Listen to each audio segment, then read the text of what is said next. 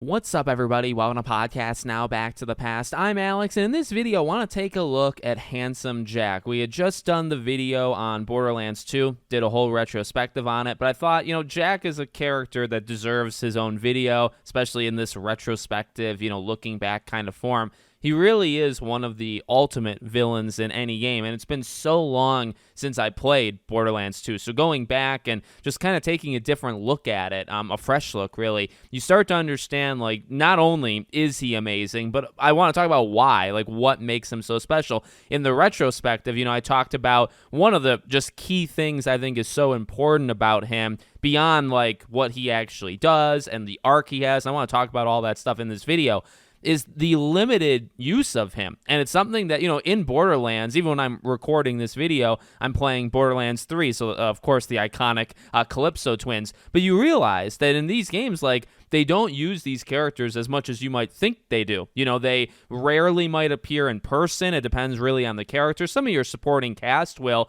but you think about really Borderlands 1, 2, 3, really the villains, but we're specifically talking about Jack here. He's barely visibly in the game, in flesh, in front of you. He appears twice. The first time is to do some pretty horrific things that we'll talk about, and that's a huge turning point. And the second time is his final boss battle, or the only boss battle you really have with this guy. His entire arc, which is so important because this game is okay, he's introduced to you on the train in the beginning of the game, and then throughout the game you're like, all right, he seems kind of charming. He's definitely wacky, right? He's out of his mind. He sees him, he is a dictator, but he sees himself kind of almost as the hero of the planet. A lot of people are beneath him, right? He seemingly has unlimited resources, and you kind of slowly build up who this guy is. He takes jabs at you in the beginning, but it's not, you've heard worse, right? It's not that deep. And also, he's not visibly in front of you. It's only ever his minions. It's only even the bosses you face, right, are kind of his underlings. So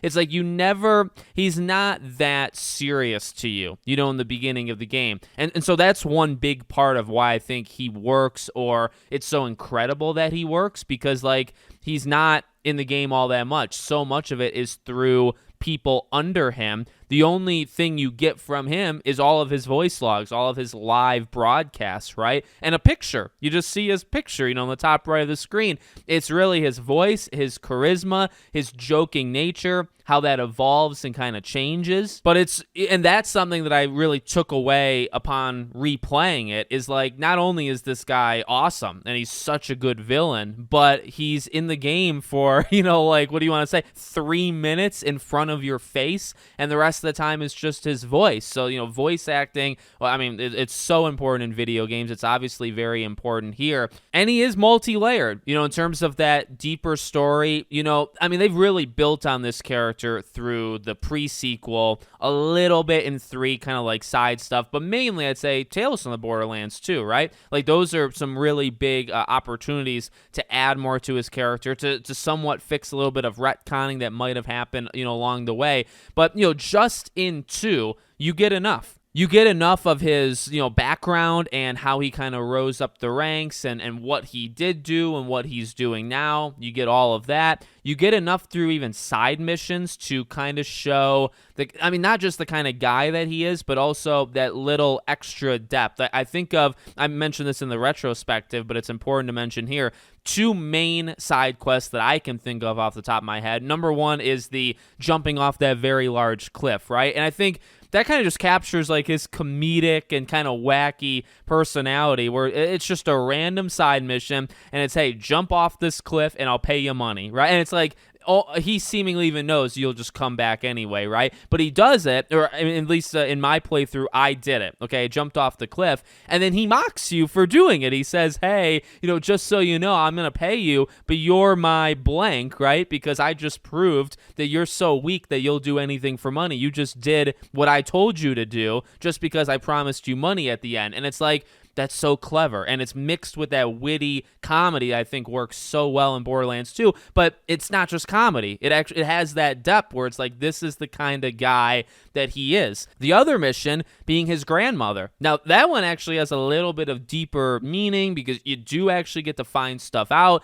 We know that the grandmother of him was at least like slightly, and this is at the least, right? Like physically abusive, probably more than that. Again, you don't just become handsome. I mean, again, they added to that in the pre-sequel, but grandmother didn't seem like the greatest person of all time. But okay, think about that side mission, right? It's played out as kind of again a comedy, like you're walking into a trap. He kind of talks like it. The mission description even reads like it. You go there, you pick some flowers, you take out these bandit, thugs, and then you find out he actually sent those thugs to take out his own grandmother, and then he didn't want to pay them, so he sent you in there to take them out. And it's, again, I mean, multi-layered. Like, part of that's a little kind of comedic, right, in terms of how the setup is, and then it actually is kind of deep, where it's like he does have a lot of resentment towards her, and he's even so willing to, in that way, trust you. I think he even thanks you. I think he even says, like, thanks for doing that, but I still have to kill you. And it's like,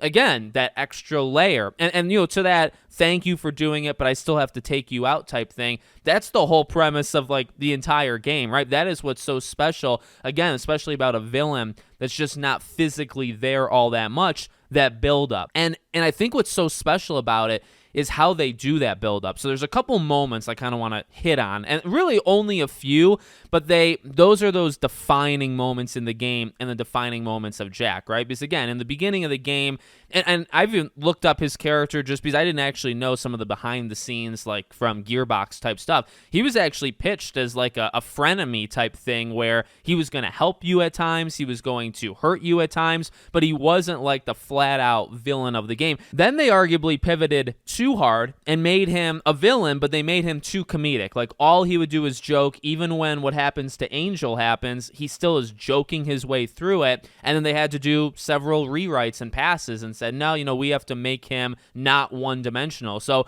this is a character, and I feel like even that's special, right? But I also feel, because of the origin of him, that they kind of wanted him to be this back and forth, like sometimes he'd help you, sometimes he'd hurt you. That really, I think, probably established the groundwork for who he is, because in the beginning of the game, he is probably more joke than harm. He's throwing these one-liners at you, but you're starting to see, like, you see propaganda, pictures around Pandora. He's the one who's sending everything here, right? He builds basically this orbital structure just to keep an eye on you, right? He shoots down Sanctuary. I mean, that's a little bit later. I mean, that's really the first big twist to the game. You find out that Angel is working for him. He tries to destroy Sanctuary, obviously fails. Then you have the connection, with the daughter. And I love that too, because it's like, okay, this is an interesting thing where now we're connecting 1 and 2. And we already actually know, I believe in the beginning of the game, he takes credit for everything we did as players in Borderlands 1. It really connects everything. So not only do they make a good villain, but they made a villain that's so easily can kind of step in and just be like the next thing and continue to like expand the lore, of this game.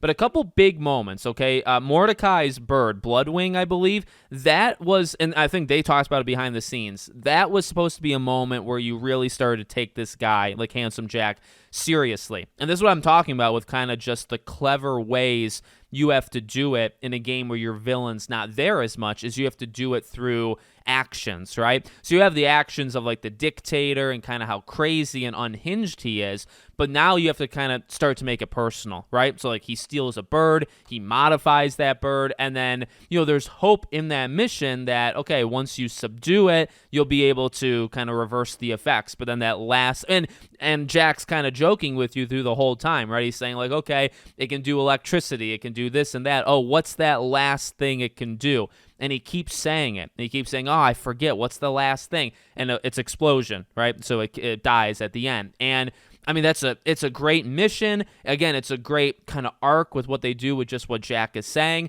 And then it's an impact. It's a really big impact that loss makes. I mean, not maybe necessarily on you. I mean, it's actually twofold, and I think that's what's so genius about it. Like, it deeply upsets Mordecai. It actually sets him down. Like, you can do side quests for him where you collect alcohol for him and all that stuff. But, it really hurts him, and he's a part of the team, and you see it. I mean, you're right in front of it, right? And again, it's also like, all right, this is the first time where, like, he jumped the gun, right? I mean, even, like, again, you have the moments of Angel turning on you, so clearly, they're showing that power dynamic. Like, Jack's got a lot of power, and it's one thing for a villain to kind of have this disposable income, disposable army. It's another thing for a villain to have, like, this very, very powerful, entity, let's say, working for him, even beyond, like, her being the daughter. And then, well, when we're kind of building up to it, right? You have all that, then obviously he steals the bird. That's that personal kind of attack on you. Then you find out, okay, now she's his daughter. Now, really, the biggest, I would say, impact that Jack had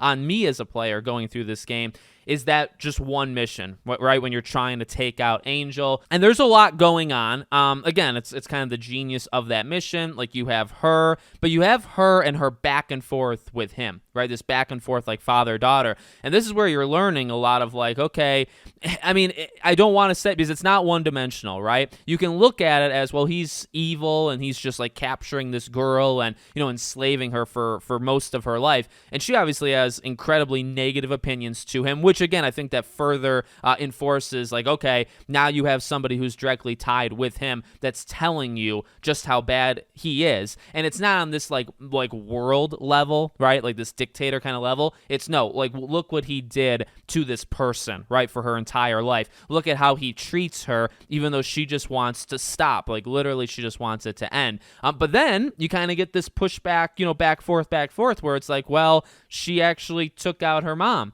And, like, it's deeper than this. And Jack wasn't always like that. And that really, really hurt him. He knew the power that she had. Now, yeah, like, he lost his way. And he did a lot of bad stuff. And he used her absolutely in the wrong way. And I'm not really trying to defend him, but I think that's what's very special, too, about good villains, right? Is it kind of is this ambiguous where you kind of can understand it. He suffered a major loss. He saw what his daughter was capable of. In his own way, he thought he was protecting her, right? And so that, I think, really, really struck me. And his bartering system, I think, was actually very, very special because, again, it's, throughout the game, it's jokes, and then it turns into anger. And that's what they've talked about behind the scenes, too. Like, throughout the game, they want Jack to go from not taking you as Vault Hunters seriously to outright hating you and wanting to kill you. Okay, like, that's his arc. And that's a very cool, I mean, I guess it's basic, but how you get there is insanely cool. But they also want us to do the same thing. We're not really taking him all that seriously. Again, I think it helps by he's not even on the screen much, so you really can't. But then as you go, he starts to do more and more things where you're like, this guy's a serious threat. And then it really comes to a head in that moment. We take out his daughter, and we take her out for her own wishes, right? She wants it. But in return, that is like, okay, that's it, right? That really sends him off. That's the switch where now he does take us seriously, and he absolutely hates us. But even just that mission, that bartering of, kind of where he's in control, but then the more you're taking out his bots, the more of those pumps that you're taking. I think there's 3 of them. Like, every one that you take out is closer to her dying, and he gets more and more, unhinged, where it's starting to do this bartering system of towards the end, it's just like outright hate. You have to kind of understand why I did this to her. I love it. I really, really love it. And also what's more interesting about that scene that I kind of found funny, but not funny. Well, obviously, like, his main act is killing Roland there, right? And then grabbing Lilith and going. But then also, it's interesting that Angel is, they're both kind of like poking back and forth. Angel far, far more than Jack. And Angel even says to us at some point that he's a coward. He's not even going to show up. Like, don't be afraid of what he's saying. Do what you have to do. He's too much of a coward to come here in person. He actually does come there like that. Killing her literally does actually maybe not make him a coward. He does come out and he does do it, right? He takes out a character that's pretty loved, been around, and then takes Lilith. So establishing him really there as like the ultimate threat. And then I will say, from that point to the ending, it's a lot of like almost cleanup missions. Like, we have that end goal, but we got to get there. And there's really not too much. Like, I think actually between that moment and the ending is when I did those side missions I mentioned, jumping off the cliff and then his grandmother. I don't know if that's when those unlock, but like, like, you know, and I actually do like that if that was the purpose, where it's like, all right, we're in this very volatile, you know, moment, but let's add a little something through side missions that maybe will make you just think about it a little bit more, think about Jack a little bit more. And then obviously the ending. I do like his boss fight. I like his ending speech. I personally let it go all the way, but I did take him out myself. If you don't, Lilith does, so I found that to be pretty interesting. But I will say, in terms of the character arc and the growth and all that kind of growth, good or bad growth, I might add, that's really not all that present between Angel dying and then the ending of the game. It's simply, okay, and that's okay. You know, I think it was just a point of he hates you, you hate him, you're going to stop him because now he has what he needs for the vault key, summons the warrior, all that jazz. You know, you don't really need all that much more character arc. It's just, this is who he is, and it's the fight to the death. It's whoever wins, wins. So in closing, I think they nailed it. I think this is what, you know, you talk about Borderlands 3 even, I'm not going to get super into it, but you talk about what didn't work with the Calypso twins a lot, but ultimately, hopefully this illustrates or shines a light on some of the, like, why this did work, you know, for Jack. I think this probably was a lightning in the bottle type thing. I do think it's probably pretty hard to create something like this. Like I said, just the structure of these type of games and just how in and out it can become. And, you know, you can do, I think there's 109 side missions in Borderlands 2. And the only reason I mention that is, like, the pacing can be not good because of your own actions. Like, if you choose to do like 20 side missions in a row, it could be days or hours. It could be like 5-10 hours before you do the next main thing where you hear him again, right? So to have a villain that's just so kind of consistently there and present, even when he is present, it's only his voice. He's not really actually all that present. I think that is probably the hardest thing. And then just that arc, while again, like, kind of started in simplicity, there's a lot that connects with Angel and connecting with the lore and connecting with you as Vault Hunters and the Vault Hunters of the first game. I just think they did such an amazing job with Handsome Jack. So let me know what you guys think in the comments. Make sure, as always, you're subscribed to the channel, bell icon turned on, and I hope to see you all on the next one.